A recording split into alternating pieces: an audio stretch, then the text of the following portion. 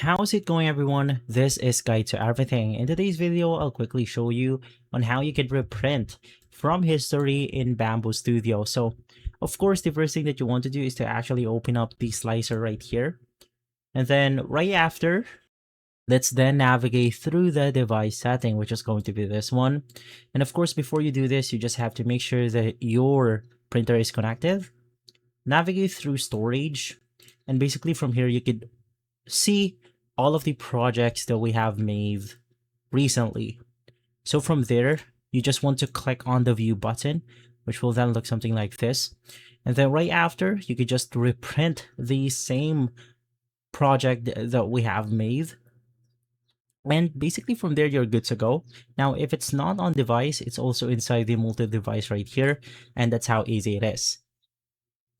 If this video has been helpful, leave a like, subscribe, and follow us for more videos like this. Thanks for watching.